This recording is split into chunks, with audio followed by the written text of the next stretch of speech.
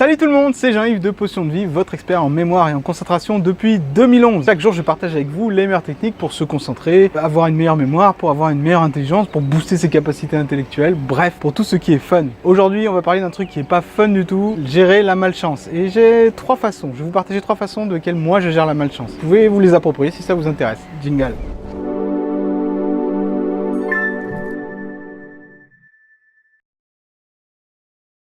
Alors, la première façon, c'est que la malchance, soyez bien conscient que c'est quelque chose sur lequel vous n'avez absolument aucune prise. Vous ne pouvez pas décider d'être chanceux ou décider d'être malchanceux. La malchance dépend en partie de votre façon de percevoir les choses. Le côté voir le verre à moitié plein et moitié vide. Ok, mais ça c'est vide de sens. Moi, ça m'intéresse pas. Mais sachez que dans tout ce qui vous arrive, avant de catégoriser ça en chance ou malchance, attachez-vous à trouver ce que vous pouvez contrôler, ce que vous ne pouvez pas contrôler. La malchance étant par définition quelque chose que vous ne pouvez pas contrôler, eh bien évitez de dépenser trop d'énergie dessus. Si vous dépensez trop d'énergie sur la malchance à regretter les choses que vous auriez dû faire et à regretter votre infortune, le truc c'est que vous allez avoir plus d'énergie disponible pour les choses qui sont vraiment importantes et qui vont peut-être arriver plus tard. Deuxième façon pour laquelle moi je gère la malchance, personnellement je m'attends à rien du tout. Je m'attends au fait que je vais avoir de la malchance. Je m'attends au fait que rien ne va se passer comme prévu et je m'attends au pire des scénarios à chaque fois. Pourquoi je fais ça? En fait, je n'attends rien du tout. Quand je fais les choses, évidemment que j'ai une intention d'obtenir le meilleur, évidemment, mais je suis très humble au moment de lancer les choses. Au moment de lancer chaque vidéo YouTube par exemple, au moment de sortir chaque livre, mon objectif c'est de vendre un livre. Comme ça, j'ai touché la vie d'une personne et je suis content. Je pense que c'est très important de ne rien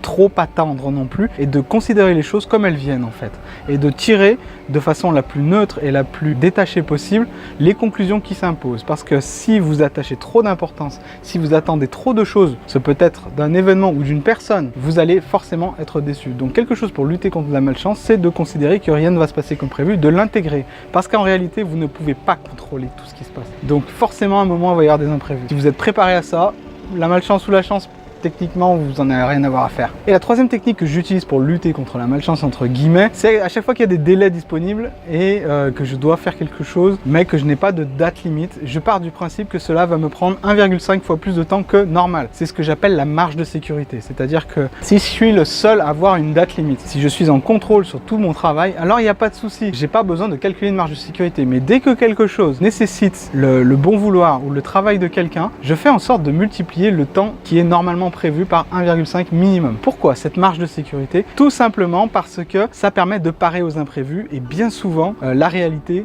dépend du temps qui est accordé par l'autre personne. Enfin, sachez que la malchance, même si elle ne se gère pas, il y a des moyens pour la diminuer et un moyen pour augmenter ses chances. Sachez qu'une personne, par exemple, qui entre à la fac et qui a des méthodes de travail, même si à la base elle est nulle, si elle a des méthodes de travail, elle a beaucoup plus de chances d'y arriver que quelqu'un qui se pointe à la fac et qui n'a aucune méthode de travail. Donc il y a des moyens de provoquer la chance et de diminuer la malchance. En filigrane de toutes ces techniques, quelle que soit l'astuce que vous utilisez pour ne pas trop vous focaliser sur la malchance, le but est que chaque jour vous avanciez au quotidien sur votre projet. C'est vraiment votre seule mission et si vous la gardez en tête, je peux vous garantir que les questions de chance et malchance, ça va vraiment passer au second voire au troisième plan. Voilà, c'était Jean-Yves, je vous retrouve très bientôt pour une prochaine vidéo, demain en fait, parce que j'en publie chaque jour, donc n'oubliez pas de vous abonner pour ne louper rien du tout de ce qui se passe sur Potion de Vie. Je vous dis à demain pour la prochaine vidéo, salut!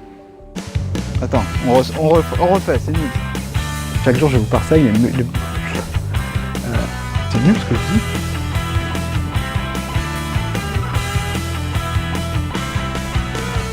Ah punaise, on va faire un bêtisier avec tout ça.